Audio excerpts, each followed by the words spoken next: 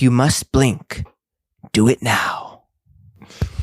It's also worth noting that I just met famed actor, director, writer, producer Jason Bateman. Bateman. I would like to amend some previous statements. Yeah. That I have made on the podcast about Jason Bateman. Clear up my digital footprint. Mm-hmm. Sure. So he was a very nice guy. I'm working on a movie that he is directing. That's public knowledge, so I can say that he's directing a movie for Netflix. He was very nice to me, very kind, very charming, very handsome in person. Noticeably handsome in person? Yeah. I mean, he's a movie star or a TV star. We're going to call him, you know? So it's always like when you see a Hollywood person, you're like, oh, this person is better looking than most people. Than most. Yeah. I have previously expressed my disdain for his podcast, Smartless, with Will Arnett and Sean Hayes. Sure. And I would like to just say that I still am not a fan of the podcast. But anything I have expressed is no attack on Jason Bateman. I was thoroughly impressed by him, his professionalism, his vibes. So I still think the podcast is bad. I'm over this, but that's also a broad stroke on the celebrity like interview podcast. Yeah. It's time to bury it. Let the past die. I guess it's just easy for them to do it, you know? Oh, yeah. If you're a celebrity, you know celebrities. Why not just do a celebrity interview pod? Yeah, and if they're not acting, they have like nothing going on. Like they don't have a day job, so it's like, oh, I gotta hop on a Zoom at 10 a.m. talk to Biden. It's like us. Like we're two 20-something white guys. It's very easy for us to do a movie podcast. Yeah, there's a low cost to get into it now. Except, actually, I find it sometimes incredibly difficult to do. It's actually really hard sometimes to schedule and then watch the movie and find the time and then talk for 2 hours, watch 2-hour movie, and then post production. Yeah, it's actually take back what I said. This is actually the hardest thing you can do. Probably next to coal mining. Yeah, and we're in the mind to emphasize that, but also they don't have to do that stuff. Like they're not. They don't. The socials. No, like they hop on a Zoom for an hour and then they're done. Oh, imagine. We gotta give Bash more of a workload again. We gotta find a way to just not watch the movies. That'll save us a lot of time. For some of these, if we did like bullshit for an hour, I don't think anybody would even realize. Maybe for Kubo. Maybe coming up next on Shelf Warmers. Have we ever done that? Have we ever thrown to the intro? I have. I'll sometimes be like, welcome to Shelf Warmers. Coming up next.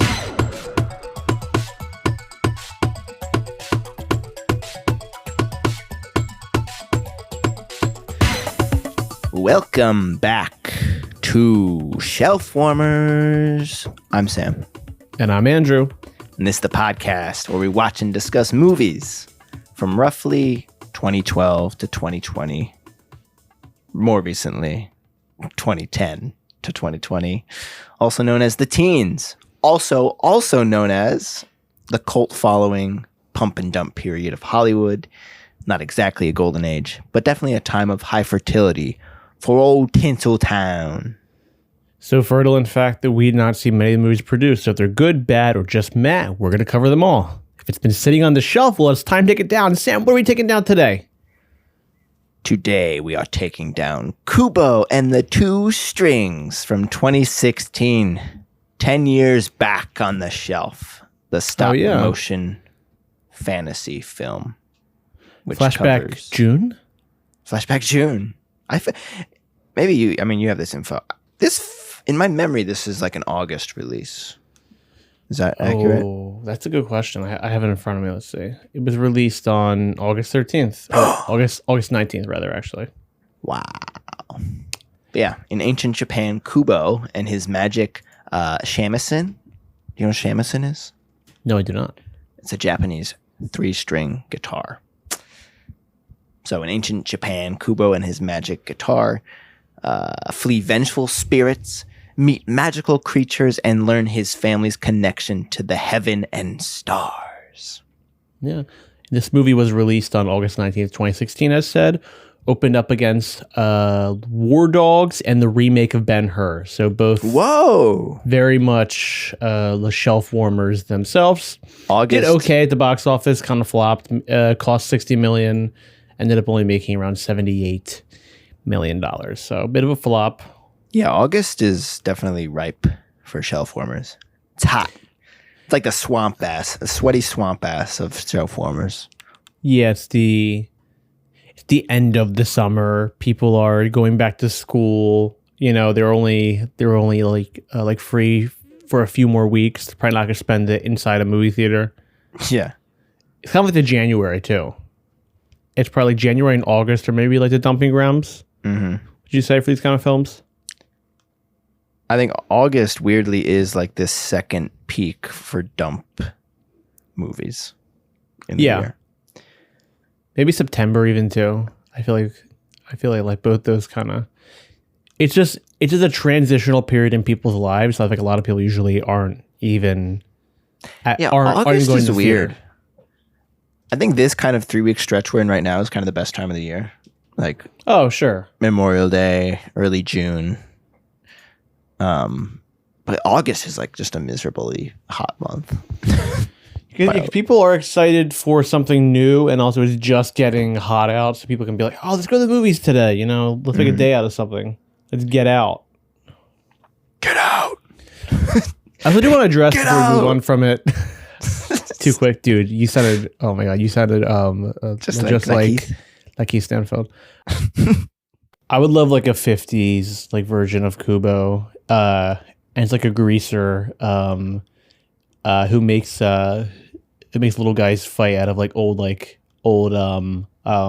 cigarette papers. That would be sick.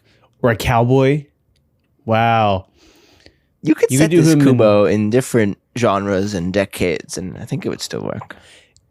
It's like what people like want to do, like how people always want the Predator to fight like different shit. Within Kubo, the ancient Greece, send his ass to the west.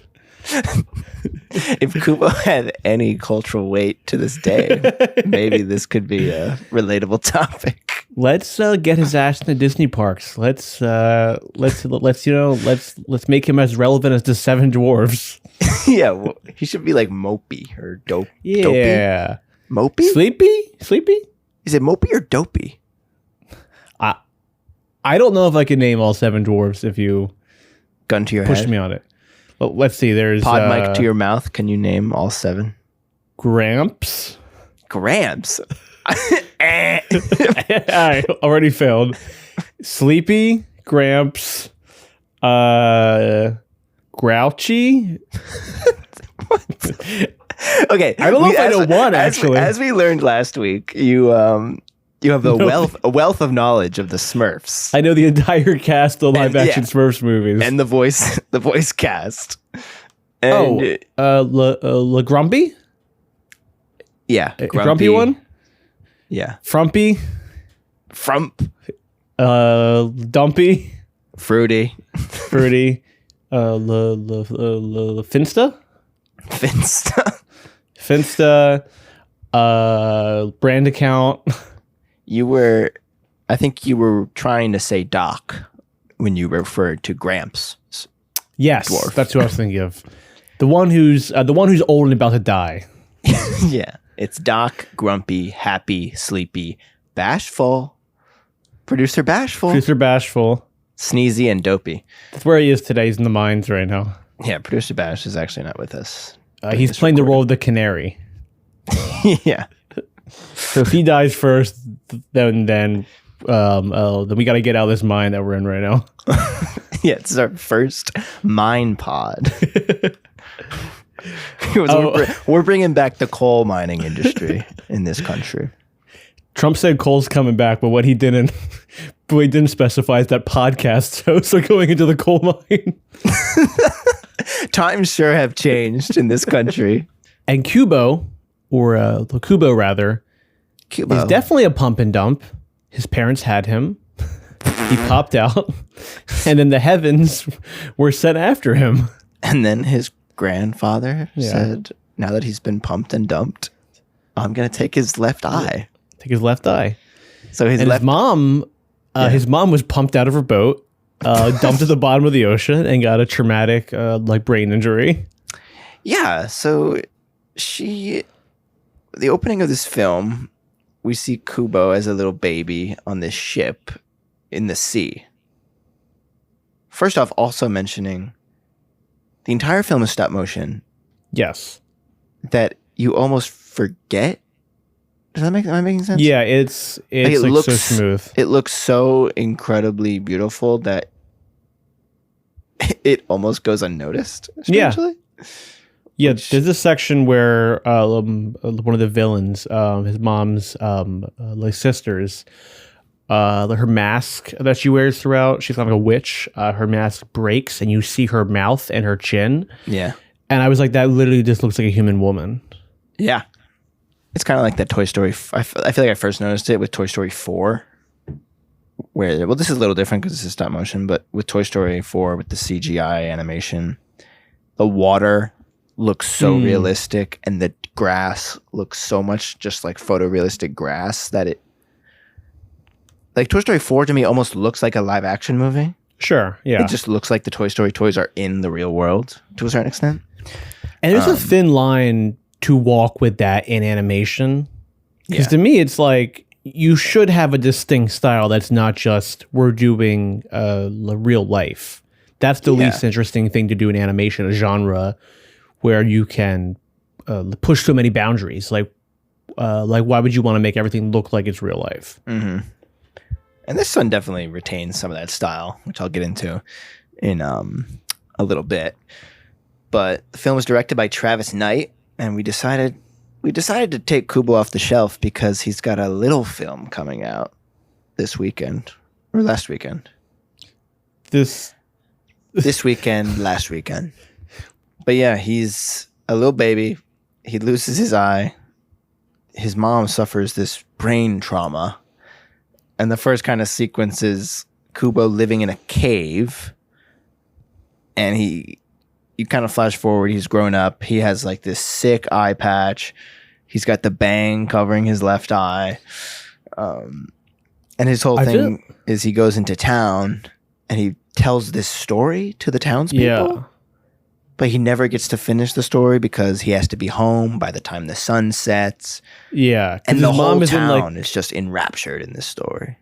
Yeah. And his mom is in kind of like a vegetable state after her accident, and she's only really like present for like a bit of time each day, but he has to be home by dark because his aunts and his grandpa are looking for him, and they can see him at night in the darkness. So he has to be hidden. And it's sort of this classic, fantasy story, hero's journey. Shades of Star Wars, obviously. Shades of Harry Potter. And it kind of just goes from there. But yeah, directed by Travis Knight. He's got Masters of the Universe coming. Are you excited for that? I'm excited because he's a legit guy. He's a legit storyteller. Yeah. And the trailer looks okay. Yeah. As far as big budget slop is concerned. Yeah. I mean, we just saw the sloppiest of slop with Mando and Grogu. Mando and Grogu, yeah. But like we also aren't like He-Man guys. I don't think I've ever seen He-Man. I have no relationship to He-Man. It skipped our generation. I actually don't know who it's for because it's not. I can't imagine 50-year-olds kids now. I think. Yeah, it's like older millennials or younger millennials, or wait, how do generations work? Gen X, young Gen X, old millennials. That's what it's for. Yeah. And I don't know. I'm also like not particularly huge fans of like anyone in the cast. Like maybe I'm like the biggest fan of Alison Brie or Idris. Is Idris in it? Idris is cool, yeah. But it doesn't have like one of our guys in it necessarily. No, who we'd be super psyched. Like Shea Wiggum is not present in the film. Oh, imagine if he was Skeletor instead of Jared Leto. Shea Wiggum is Skeletor. That'd be awesome. Or even Michael Shannon, frankly. Yeah, I like that. Supposedly, though, Leto is good in it. That's what like they're this saying. is like the first good performance he's done in a while. Everyone's like begrudgingly like, oh, he's actually pretty good. Yeah, and Word on the Street is it's okay. It's kind of caught in a weird state of in between where it's like half having fun and embracing the source material, half like embarrassed by it, which is always kind of a bummer. Yeah. When movies are like that, I feel like I'm like just commit to it and have fun with it. But who am I? Who are we? I saw that Kristen Wiig is the voice of Roboto. I don't know who that is, but I was like, that's fun that Kristen Wiig is the voice of a robot. We should definitely touch on Kristen Wiig in a future ep. I feel like she's had an interesting career. Skeleton Twins? Or lack thereof. Yeah, definitely Skeleton Twins. Yeah, co-written by Chris Butler. Butler wrote and directed Paranorman and Missing Link, 2 other Leica films. Yeah, are you familiar with Leica? His grandfather actually was Alfred from Batman. Yeah. Do you know Leica? Of course I know Leica. The Box Trolls, Paranorman, Coraline. Yeah, Coraline was the first one. I've never seen Missing Link, but I would actually be interested in that. It's 2019. Yeah, so it's I'm sure you and I are both picturing the poster. Yeah, I bet you I can name all 4 of the main actors too. I've never seen it. You ready? Are you joking? Hugh Jackman, Zoe Saldana, Timothy Olyphant, Zach Galifianakis. Okay, you said those names quicker than I could type Missing Link cast. I think that's right. Hit me with it again. Hugh Jackman, Zoe Saldana, Oliphant, and Zach Galifianakis. You are unfucking believable. You only forgot Emma Thompson. Oh, I do love Emma Thompson. She's really fun in Sheep Detectives. Wow. Yeah. You do have a special kind of superpower. I almost said autism. I'll call it a superpower. Yeah, I was going to say, we'll call it a superpower for today. Special kind of superpower, Andrew. Yeah. But maybe like the Moon King stole like half your brain and replaced it with random IMDb files. We did shoot something for the Princeton Garden Theater recently where I play the Humphrey Bogart. Of course. And I had such a hard time memorizing my lines in a way that I haven't before because it's a tricky monologue at the end of the film. And I've been able to memorize lines. I think I still can. It's just the exact pattern. Like I had a hard time. Like I made a movie in college where I had to ADR a lot, and that was it. That was a real challenge for me, getting the specific timing down. But I can't remember song lyrics, and I think it's literally just because I have so many names and dates in my brain that I just don't have room. Yeah, there's no way for you to clear the cache. No, it's just your brain decided to only prioritize the 4 lead actors of Missing Link. No, and I couldn't remember. I couldn't remember Bob Hoskins' name the other day, and I thought about it for 35 minutes until I could remember it. Jeez, man. Yeah, but yeah. They have Leica has a new film coming out in the fall. Wildwood? Did you see that trailer? I've not seen it yet, but it's based on Wildwood, New Jersey, and the time that my friends and I got attacked there. And the time somebody flashed a gun at me there. They reached out to you. Yeah. They said, hey, do you know that time that you went under the boardwalk when you were 16 and a grown man flashed a gun at you and asked you if you wanted weed? Wait, so the gun was flashed and then you were asked if you wanted weed? He wasn't flashing it in a threatening way. I think he's pulled up a shirt and the gun was flashed. You know what I mean? He was wiping sweat off his face. Okay, so it'd just be if you saw his belly button, it's just part of him. No, yeah, he could have taken his penis out. Yeah, and it would have had the same effect. What if there was a Trouble with the Curve style flashback of you as a young boy in Wildwood being approached by a man with his gun? And you remembered it as a gun. Yeah, but it really was peen. It was peen. That's deep. I mean, we did cut a story before about how I almost got molested. So that was funny because then we recorded the episode, And then I texted the chat like 2 hours later, or when I was editing it. I was like, so are we keeping this almost Andrew getting molested story? Or I was like, no, you can cut it. You can cut it. I did want to ask. Oh, sorry. We're just full of questions. Did you know that Travis Knight's father is I was gonna say Phil Knight? Played by Ben Affleck in Air? Played by Ben Affleck in Air. And he's obviously the founder of Nike and also owns Leica with his son. I know he owned it. Wow, yeah.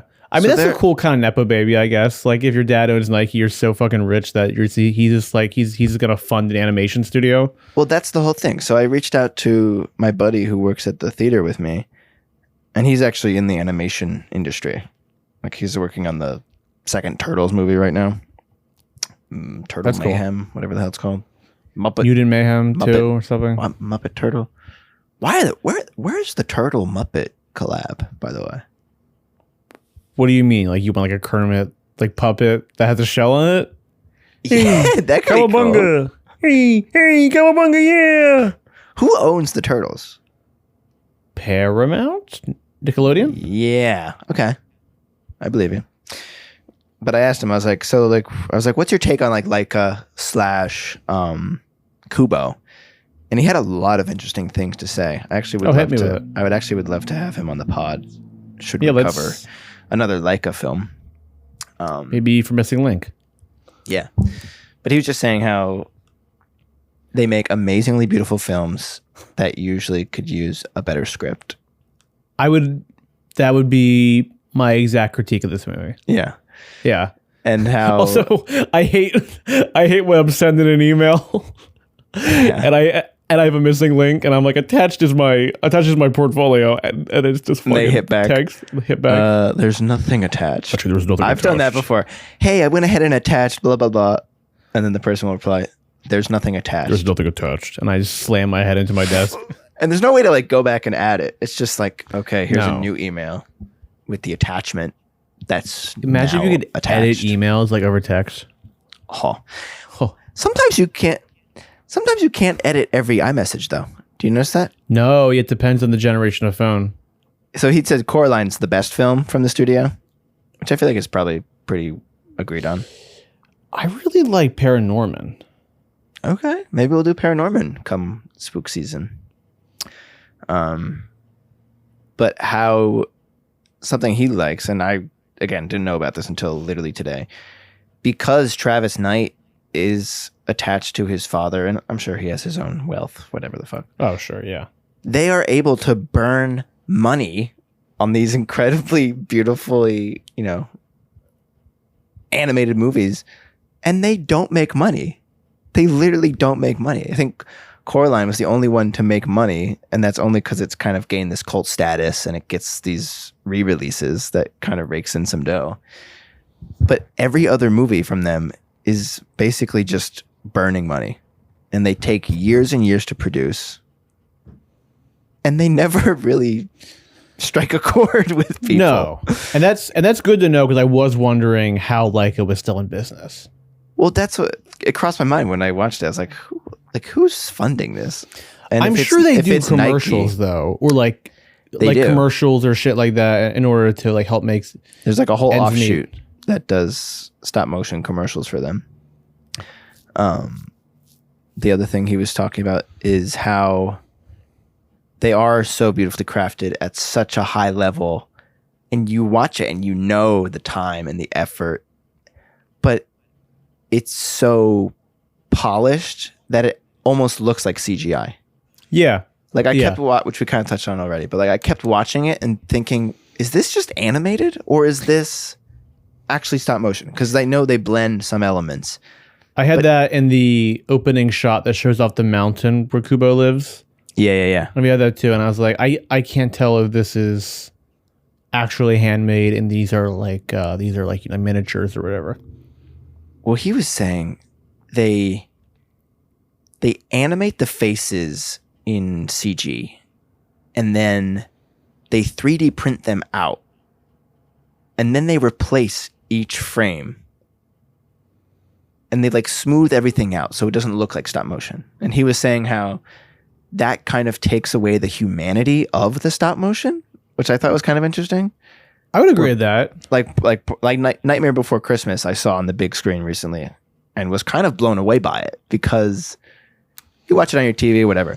But seeing it in the theater, you see the fingerprints, or like the Wes Anderson stop motion movies. Like you really see the kind of handmade craftsmanship that goes into it.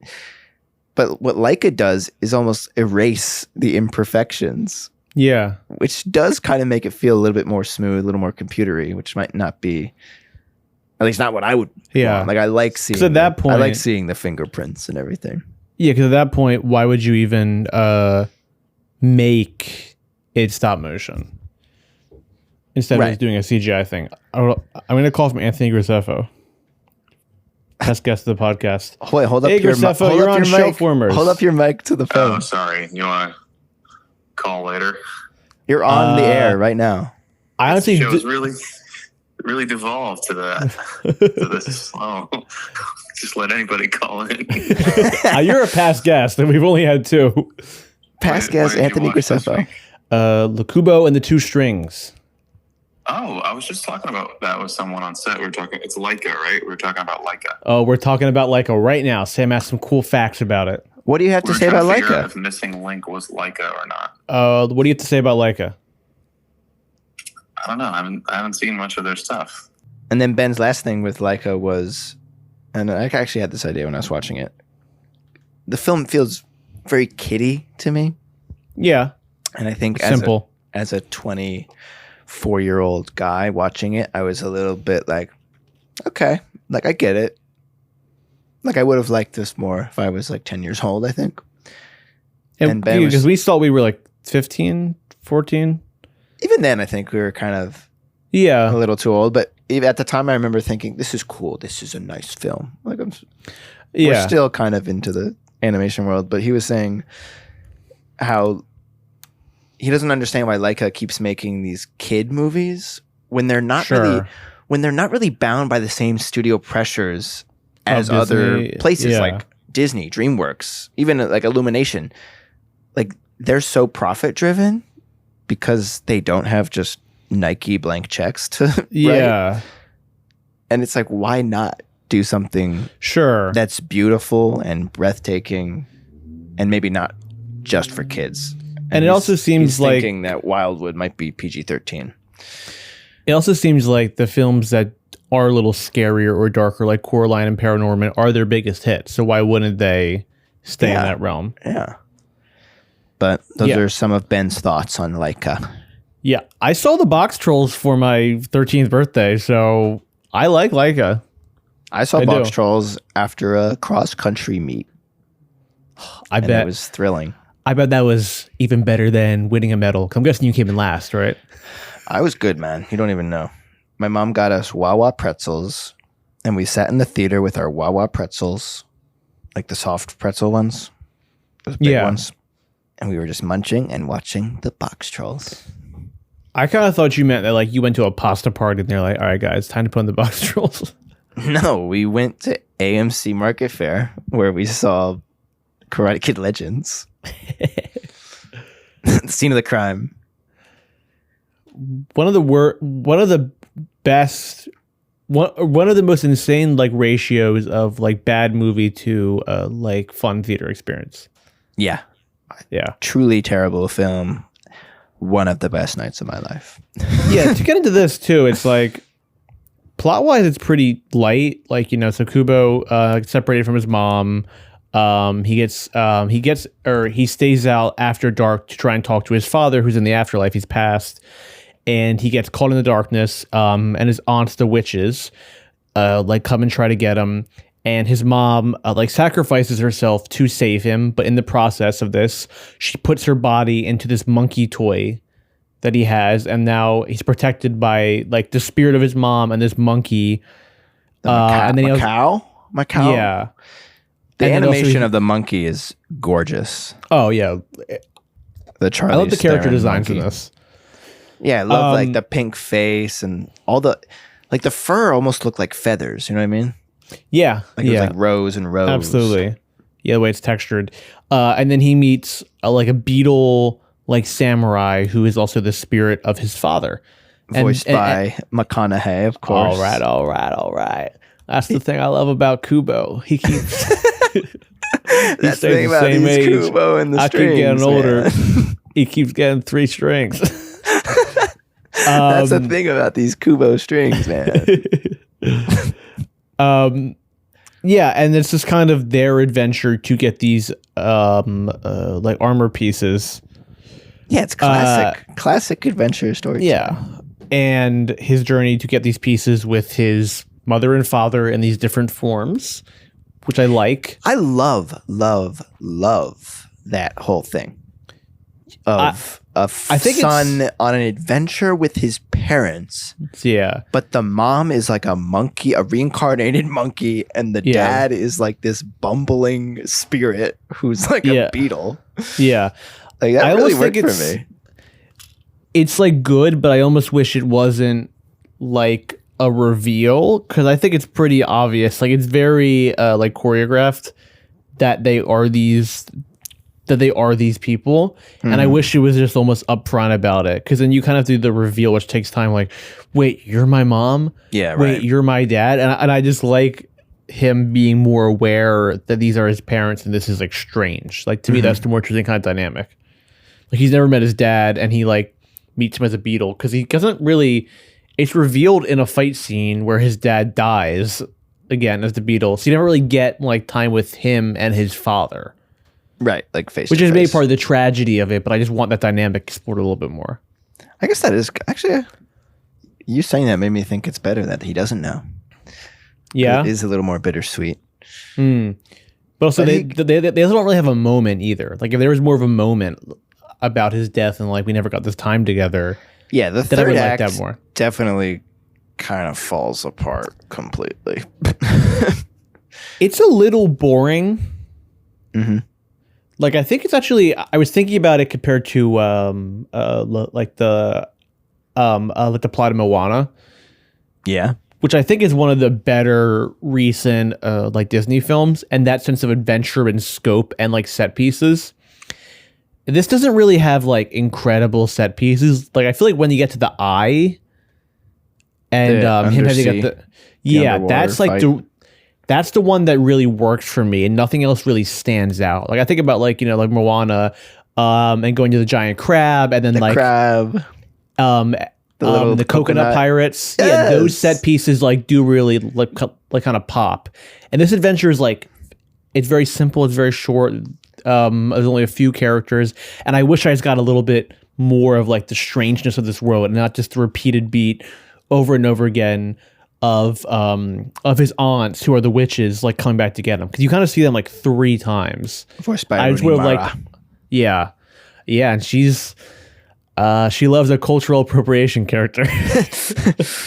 From the actress who brought you Tiger Lily in Pan. I like the scene with the giant skeleton. Yeah. Which was notable for being apparently the biggest stop motion artifact, I guess. Standing 16 feet tall, like real human feet sized, 16 feet. Oh, wow. Yeah.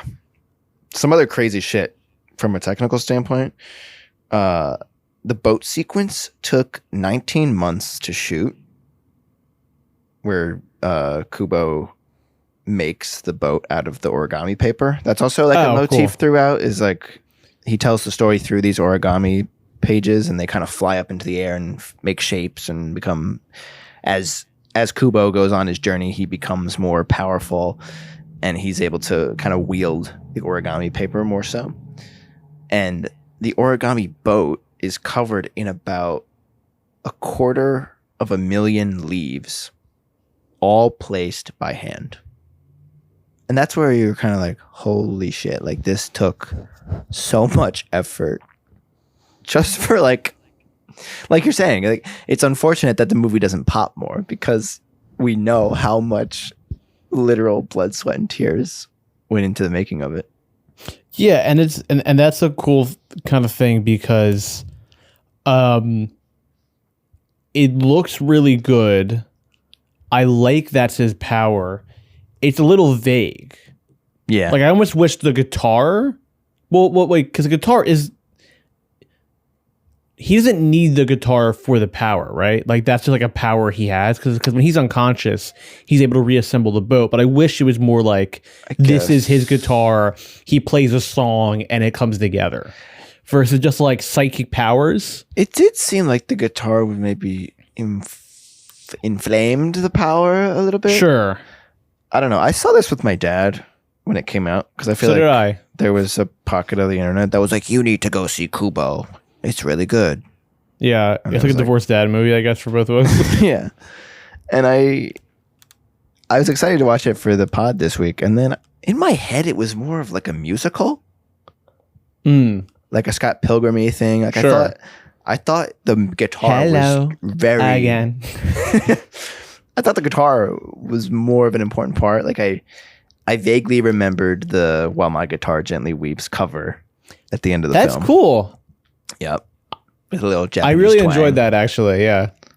I remember my dad being that's like right up my dad's alley. Like going back to our dads just pointing at screens and being like, I know that. Oh, George Harrison. Oh, My Guitar Gently Weeps. Like I love that song. I literally know this song. The song that 5 stars. The song we're hearing right now in the theater, I'm familiar with it.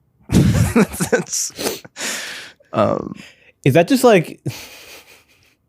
Is this just like a taste of what it's going to be like when our dads are in like their 80s and we're taking them out to get ice cream? We haven't seen them in 6 months.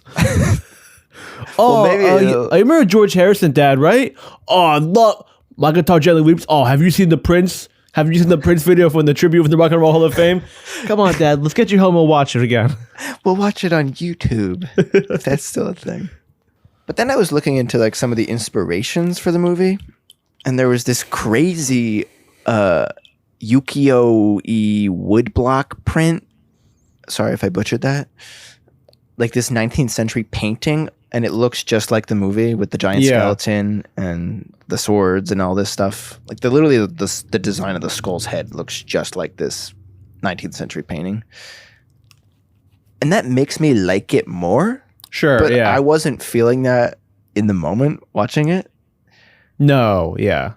But like when he describes it as, you know, to look and feel as if it's a moving woodblock print, I'm like, that's an awesome concept. Like, yeah, it's too smooth. Yeah, like it should feel a little clunkier.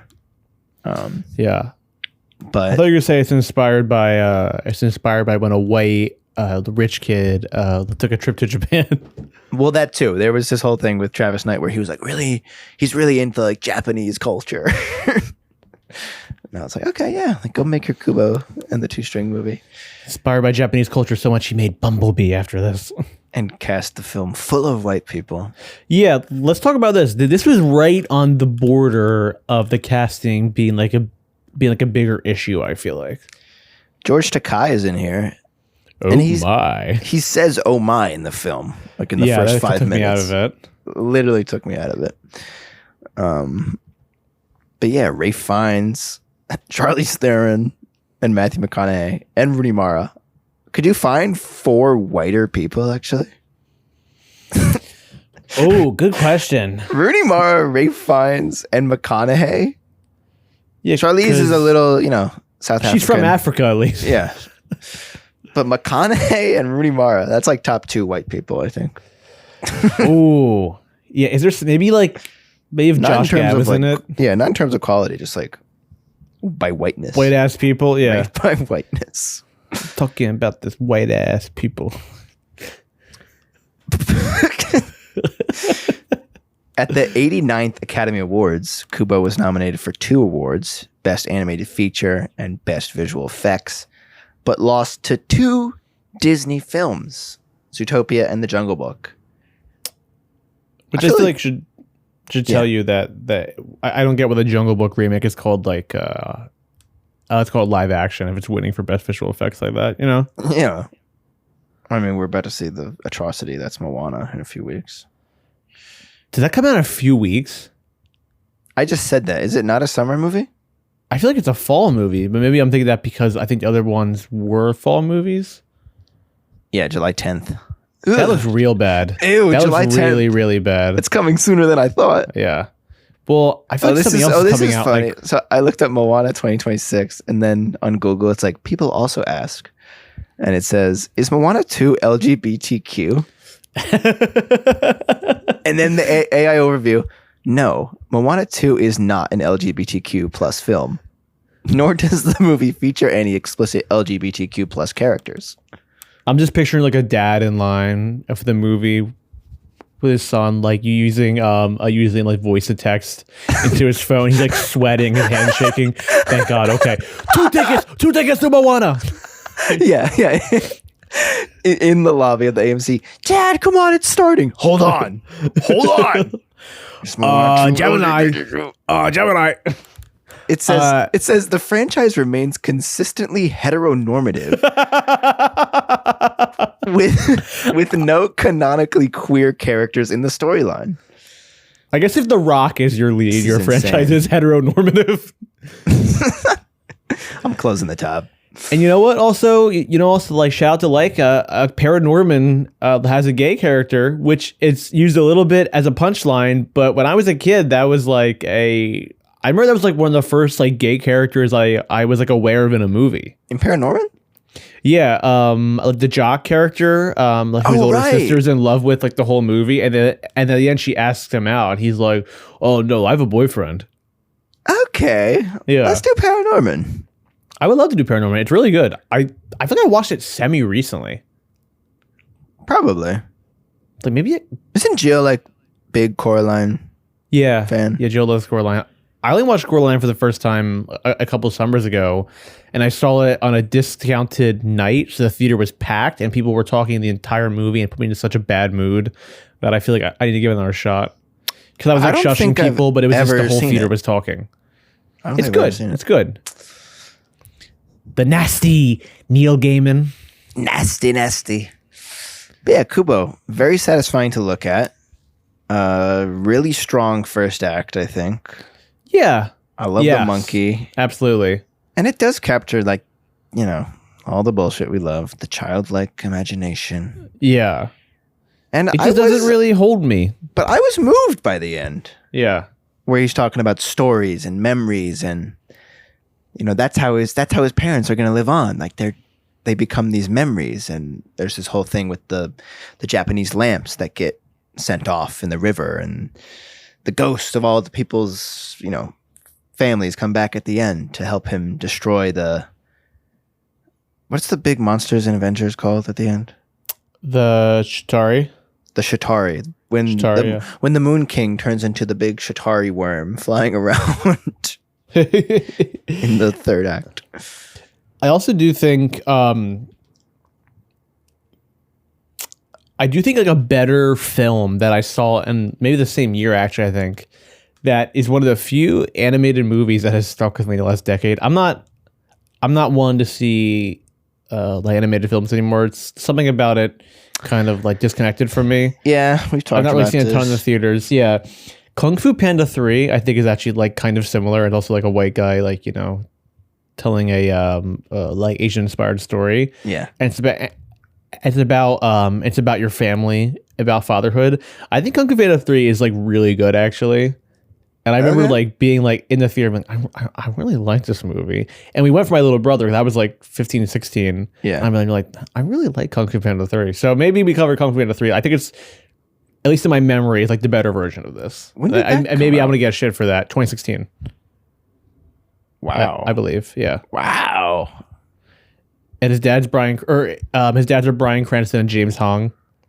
Oh, that's cute. So it's like, yeah, it's like fun. Okay. Andrew Slate, yeah. Andrew Slate. Speaking of that, you got Slate for me? Oh, I got a Slate. So first up, this movie kind of reminded me a little bit of Pinocchio. The Guillermo del Toro one? Both versions. I guess the Guillermo one for obvious reasons with the stop motion. But also, I feel like the original Pinocchio is probably one of the most influential movies. I feel like... Yeah. I haven't seen that in a long time. They go into a whale in this film. Should we watch the Robert Zemeckis one? Wait, is that maybe that's a streamer war? Or was that pre-COVID? No, that was COVID. I want to say it launched on Disney Plus when Disney Plus came out in like 2019. I could be wrong. Pinocchio. Or maybe 2020. Like maybe it was supposed to be in theaters and then it got pulled. 2022. Wow. Whoa, look at the ratings. Ouch. Our boy Bobby can't catch a break. He literally can't. Except here, which is great. But yeah, definitely a classic story about a boy going on all these adventures. But it starts off kind of rooted in reality and then gets a little bit more fantastical as it goes on. Sure. And it's timeless. And he has like a Jiminy Cricket. Like I like when the protagonist is being helped by these little creatures. I feel like that's fun when you're a kid. Like the Minions. Like the Minions and Monsters coming soon. I'm sure there'll be an out of the theater reaction for that one. Oh, I bet. Next up, I got Akira Kurosawa's The Hidden Fortress from 1958. Have you ever seen that? No, but I'm familiar with his work, and I was thinking of his work throughout this film, too. Yeah, it's like a big grand... I haven't seen it either, but I would really want to check it out after this, where it's like a grand scale adventure. This is the one that kind of most directly inspired Star Wars for Lucas. Yeah. In terms of like the bumbling side characters kind of being the influence for R2-D2 and C-3PO. And it follows the story of this, the samurai smuggling this princess to safety. But I feel like that would be a really kind of fun movie to check out, just to see the building blocks of these myths from all the decades. And then finally, Hayao Miyazaki's The Boy and the Heron from 2023. Wow. I feel like there's a lot of Miyazaki going on in this film. Absolutely. And this movie really touched me. And I also think it's worth noting, and I don't know if this is weird to say or not, the sub versions of these Miyazaki films always work better to me. As you might know, I don't speak Japanese. But when you're watching a film and you're just kind of absorbing the images and you're reading the text, it almost becomes like a book. Like you're ascribing your own feelings to the text. Like you're feeling the emotions of the performances, but you're obviously not understanding what they're saying. And I feel like every time I watch a Miyazaki movie with the sub, I'm more moved by it than most other animated films that are in English. And I'm not sure how to really explain that. Yeah, it also helps that they have really great actors in them too. I think that also makes it just more of a like viable dub. It's not just like, they're throwing some shit together real quick. Like, it's Robert Pattinson, Mark Hamill, Christian Bale, and all these different roles. Well, I'm not saying the dub. I'm saying the sub. Like when you... Oh, you're saying the sub. Oh, sorry. I misheard you. Like when you're watching... Like I was watching the third act of this movie with all the talk about memories and ghosts. And I was imagining it if it was just a Japanese sub. And I was like, I'd probably be crying right now, weirdly, if I watched this with a Japanese dub. Sure. Yeah. But yeah, Boy and the Heron, Hidden Fortress, Pinocchio, Kung Fu Panda 3. And Kung Fu Panda 3 from Andrew. Sam, I'm keeping it simple. Let's keep it simple, man. Are you staying out past dark to watch this movie? Or are you going back into the cave, leaving it on the shelf, and hiding from your scary ass grandpa and scary ass aunt? Aunt times 2. I'm going out after dark, and I'm ripping this movie on physical media in probably 7 years. But yeah, I was happy to check it out. It had been 10 years, I guess, since I'd seen it. And I wasn't entirely looking forward to watching it, but once I was sated and I was watching how beautiful it looked, I was kind of in the mood to just kind of ride the wave with Kubo and McConaughey. What about you? I think I'm staying in the cave on this one. I remember really liking it in the theaters when I saw it, and I like a lot of the Leica films. To me, it just felt the most like uninspired I've seen from them. Like, like to me, like Box Trolls, Paranorman, The Coraline, even though Coraline is an adaptation. Paranorman also might be too. To me, this felt the most like just like we're going through the motions. You have a great cast, you know, somebody like Ray Fiennes, who gives my favorite performance of the 2020 so far as Dr. Ian Kelson, just kind of lifeless. I was also thinking, you know, 28 years later could have been a slate pick for this one. Yeah, I was thinking about that too, and it just feels the most like uninspired I've seen from them, and I was kind of bored, you know, and obviously it looks gorgeous, but it just didn't really connect with me. So I'm gonna leave it on the shelf. All right, we're split. Split decision. This has been We have to have the vice president come and decide our vote. Warmer split decision. Yeah, the vice We gotta president. call JD Vance. I literally for a second I was like, okay, who's the vice president? JD Vance. Joe Biden. Joe. It's me. It's me. Kubo down by the swimming hole. He had 2 strings. Played a tune.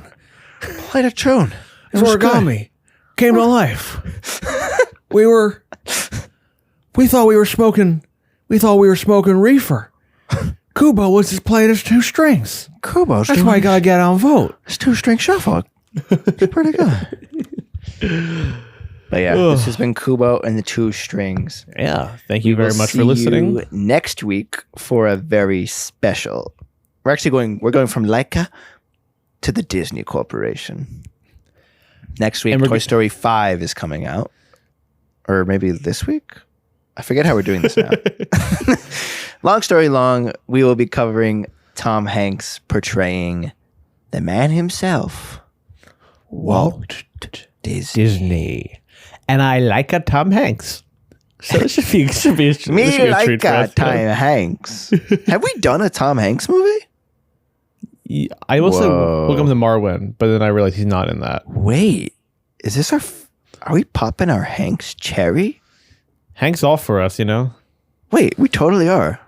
Cool. Good on us for waiting a year to do a Tom Hanks movie. Well, he's also a huge movie star, so it's harder to get a shelf warmer out of him. I don't know, man. I was looking at his slate because I wanted to pick a Tom Hanks movie for Yeah. Toy Story 5. There's like 7. Really? Yeah. And we will cover all of them over the course of the next 25 years.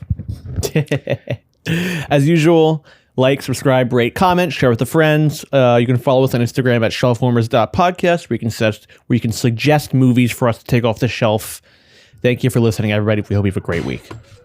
Thank you for listening to Shelf Warmers. If you have suggestions for films to take off the shelf, make sure to follow us at shelfwarmers.podcast or email us at shelfwarmerspod@gmail.com. New episodes out every Friday.